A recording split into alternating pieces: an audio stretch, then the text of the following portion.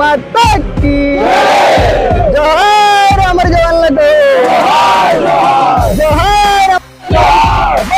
నమస్తే, నా పేరు పవన్ కుమార్, అఖిల భారతీయ విద్యార్థి పరిషత్ ఆంధ్రప్రదేశ్ రాష్ట్ర సంయుక్త కార్యదర్శి. ఈరోజు ఫిబ్రవరి 14 ఏదైతే గత 7 ఏళ్ల క్రితం 2019లో జమ్మూ కాశ్మీర్లోని పుల్వామా రహదారి పైన మన సిఆర్పిఎఫ్ జవాన్లు 40 మంది ట్రావెల్ చేస్తూ ఉంటే ఆ హైవే మీద పాకిస్తాన్కి సంబంధించిన జైషే మహమ్మద్ ఉగ్రవాద సంస్థకు సంబంధించిన ఉగ్రవాదులు ఆ ట్రక్ మీద ఉగ్రదాడికి పాల్పడ్డారు. అయితే ఆ రోజుని మన భారతదేశం నల్లక్షరాలతో రాయబడింది. అయితే దానికి ధీటుగా 12 రోజుల వ్యవధిలోనే ధీటుగా సమాధానం ఇచ్చింది.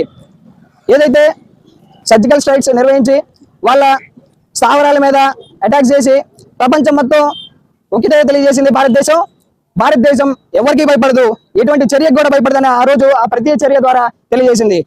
2019లో ఫిబ్రవరి 14వ తారీఖున జరిగిన పుల్వామా అటాక్ లో 40 మంది వీర జవాన్లు ప్రాణాలు కోల్పోవడం జరిగింది.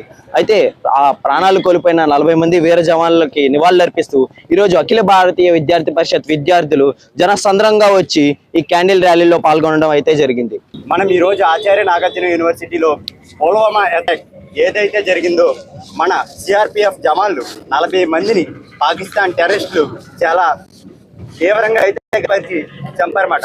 వాళ్ళందరూ కూడా హైవే మీద వెళ్తున్నప్పుడు ఆ యొక్క ఉందో దానిలో బాంబు పెట్టి దాన్ని అటాక్ చేసి 40 మంది కూడా ప్రాణాలు కోల్పోయేలా చేసిన రోజు భారతదేశంలో ఇది ఒక బ్లాక్ డేగా మనం ప్రకటించుకున్నాం.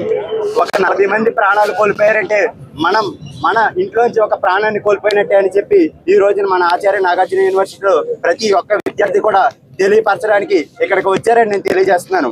మనం నెక్స్ట్ ఏది జరిగినా కూడా మన దేశం మీద ఎలాంటి దాడి జరిగినా కూడా చాలా గట్టిగా ఎదుర్కొంటామని చెప్పి ఇక్కడ ప్రతి విద్యార్థి కూడా తెలియజేస్తున్నాడు. మరియు మనం ఇలాగే మన దేశంలో ఉన్న ప్రతి విద్యార్థి ప్రతి భారతీయుడు ఎప్పుడు కూడా మన దేశం కోసం మరియు మన యొక్క సైనికుల కోసం ఇలా నిలబడాలని చెప్పి కోరుకుంటున్నాను. జై హింద్.